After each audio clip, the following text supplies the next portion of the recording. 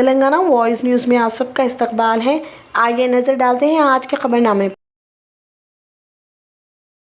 شہر کے مشرقی حصوں پر ٹریفک کی بھیڑ کو کم کرنے کے لیے حیدرآباد میٹروپولیٹن ڈیولپمنٹ اتھارٹی پیرزادی گڈا کمان NH63 سے پرتابا سنگارام تک 16 کلومیٹر طویل سڑک بچھائے گی۔ 150 میٹر چوڑی سڑک گوریلی گٹکیسر کے راستے بیرونی رنگ روڈ کی طرف ٹریفک کو موڑنے میں سہولت فراہم کرے گی۔ 3 کلومیٹر تک کا سروے مکمل ہو چکا ہے۔ HMDA کے اعلیٰ ذرائع نے بتایا کہ یہ سڑک اپل جنکشن پر ٹریفک کو کم کر دے گی۔ ریڈل روڈ کی منصوبہ بندی دریائے موسیٰ کے ساتھ 100 میٹر کے بفر زون کے اندر کی جا رہی ہے۔ یہ دریائے موسیٰ فرنٹ کی ترقی کا حصہ ہوگا۔ عہدیداروں نے کہا کہ اس سے ورنگل حیدرآباد روٹ پر ٹریفک کی روانی میں آسانی ہوگی۔ ریڈل روڈ تیار ہونے کے بعد یہ گوریلی کے راستے ٹریفک کو ORR کی طرف موڑنے میں مدد کرے گی۔ تلنگانہ ہائی کورٹ نے منگل کو ریاستی حکومت کو ہدایت دی کہ وہ 2 دن کے اندر ایک حلف نامہ داخل کرے جس میں یہ واضح کیا جائے کہ آیا رنگا ریڈی ضلع میں وٹنا گولپلی کو GO 111 کے تحت شامل کیا گیا ہے یا نہیں۔ چیف جسٹس ستیش چندر شرما اور جسٹس ابھینندن کمار شاولی پر مشتمل ایک ڈویژن بینچ نے ایڈیشنل ایڈوکیٹ جنرل جے رام چندر راؤ سے کہا کہ واتینا گوپلی میں غیر کیچمنٹ ایریا کے بارے میں زبانی عرضیاں جمع کرنے کے بجائے حکومت کو حلف نامہ پیش کرنا چاہیے جس میں موقف بیان کیا گیا ہے۔ اس سے عمارت کی اجازت کو مسترد کرنے والے عہدیداروں کے حوالے سے درخواستوں پر عدالت کے احکامات پاس کرنے میں آسانی ہوگی۔ Bench Agni agro tech private limited, نبھا بائیو ٹیک لمیٹڈ، اسکارپیو بائیو سولوشنز اور سیکنڈا ایرو اسپیس پرائیویٹ لمیٹڈ کی طرف سے دائر درخواست پر نمٹ رہا تھا۔ ان کی شکایت یہ تھی کہ حکومت حالیہ GO 69 کو لاگو کر رہی ہے جس کا مقصد GO 111 میں ترمیم کرنا ہے۔ ان کے پارسل پر اگرچہ وہ عثمان ساگر اور ہمایت ساگر کے کیچمنٹ ایریا سے باہر واقع تھے اور اس وجہ سے GO 111 کے دائرہ کار سے باہر تھے۔ عرضی گزاروں کی نمائندگی کرتے ہوئے سینئر وکیل کونڈم وویک ریڈی نے بھی دلیل دی کہ GO 69 مکمل طور پر GO 111 کی جگہ نہیں لیتا۔ نئے GO نے کچھ شرائط میں نرمی کی لیکن ایک نئی کمیٹی لائی۔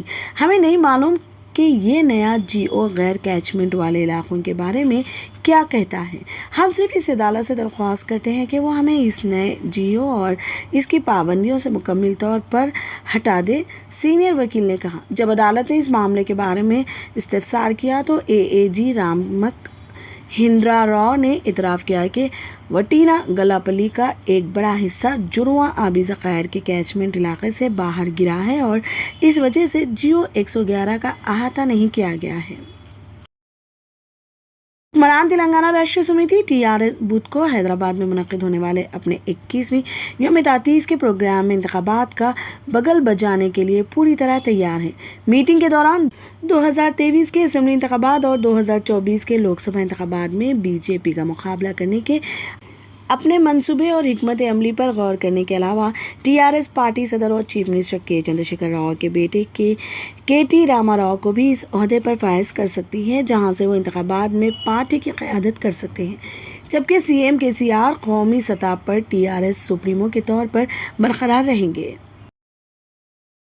46 سالہ KTR کو ریاست میں پارٹی کی ذمہ داری سونپے جانے کا امکان ہے۔ KTR جو اس وقت TRS کے ورکنگ پریزیڈنٹ ہیں، ان کے پاس بطور وزیر کلیدی قلمدان ہیں جن میں میونسپل انتظامیہ اور شہری ترقی، صنعت و تجارت اور انفارمیشن ٹیکنالوجی شامل ہے۔ حالیہ مہینوں میں TRS کے شائستہ اور میڈیا کے جاننے والے چہرے کے طور پر ابھرے ہیں۔ TRS اور پارٹی کی زیر قیادت تلنگانہ حکومت کی جانب سے وہ ترقی اور نمو سے لے کر تقسیم کی سیاست اور جائیدادوں کو بلڈوزر کرنے تک کے مسائل پر BJP، وزیر اعظم نریندر مودی اور یہاں تک کہ اہم اپوزیشن کانگریس کا مقابلہ کرنے میں سب سے آگے رہے ہیں۔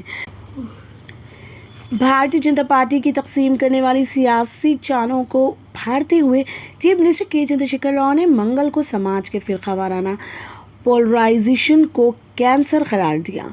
इंतबाह देते हुए कि फ़िरका वाराना जज्बात को भड़का कर जिंदा रखने वाली सियासी जमातों के जाल में पड़ने से मुल्क को मुस्तकिल नुकसान हो सकता है। उन्होंने कहा कि फ़िरका वाराना तशद्दुद तरक्की और सरमायाकारी को भी रोक देगा। तेलंगाना के बेटे की हैसियत से, इस रियासत के चीफ मिनिस्टर की हैसियत से और कौमी सियासत में एक सीनियर लीडर की हैसियत से ये मेरी जिम्मेदारी है कि मैं लोगों को इस तरह की तफरीका अंगेज सियासत के बारे में आगाह करूं। हमें इस कैंसर को हमें मुतासिर नहीं होने देना चाहिए और चौकन्ना रहना चाहिए, उन्होंने कहा। हैदराबाद के राजीव गांधी बैनुल-अक़वामी हवाई अड्डे RGIA पर एक बैनुल-अक़वामी मुसाफिर से 1.157 किलोग्राम वज़नी कोकीन जब्त की गई। जब्त की गई कोकीन की ग्रे मार्केट में कीमत 11.57 करोड़ रुपए है। Directorate of renew intelligence DRI के एक बयान के मुताबिक अफसरान ने 21 अप्रैल को डेटा के तज्ज़िया और इंटेलिजेंस मालूमात की बुनियाद पर एक मर्द मुसाफिर तंजानिया का एक शहरी जिसकी उम्र तकरीबन 44 साल थी, इसको रोका। वो दुबई के रास्ते जोहान्सबर्ग से हैदराबाद पहुंचा था। एमिरेट्स की परवाज़ मुसाफिर ने हवाई अड्डे पर 22 कैसुअल साफ़ किए और फौरी तिब्बी इमदाद की दरख्वास्त की, इसलिए इन्हें फौरी तौर पर अस्पताल में दाखिल कराया गया। तिब्बी निगरानी में 5 दिनों के दौरान मुसाफिर ने मज़ीद 57 कैसुअल साफ़ किए, जिसके नतीजे में कुल 79 कैसुअल बरामद हुए। DRD के बयान में कहा गया और मज़ीद कहा कि ममनुआ मवाद पर मुश्तमिल कैप्सूल चिकने वाली शफाफ टैप के ज़रिए ढांपने गए थे। हुक्काम के मुताबिक मुलजिम ने पहले तंजानिया से जोहान्सबर्ग का सफ़र किया, जहां से इसे प्रेटोरिया ले जाया गया। इसने ये कैप्सूल हिंदुस्तान जाने से पहले वहां निगल लिए थे, इसलिए ये कैप्सूल 3 से 4 दिन में साफ़ करके किसी नामालूम शख्स के हवाले करने थे। तफ्तीश के दौरान मुसाफिर की तरफ से साफ़ किए गए इन कैप्सूलों को काटा गया और एहलकारों ने 1.157 किलोग्राम वज़नी स्मगल शुदा कोकीन कब्जे में ले ली। इसे अस्पताल में दाखिल कराए जाने के 5 दिन बाद 26 अप्रैल को NDPS एक्ट के तहत गिरफ्तार किया गया। मुलजिम को मुकामी अदालत ने जुडिशियल रिमांड पर जेल भेज दिया। फिलहाल के लिए खबरनामा इतना ही। देखने के लिए आपका बहुत बहुत शुक्रिया। अगर आप नए हैं इस चैनल पर तो सब्सक्राइब ज़रूर कर लें और बेल आइकन भी दबा लें ताकि हमारी हर खबर आप तक पहले पहुंचे।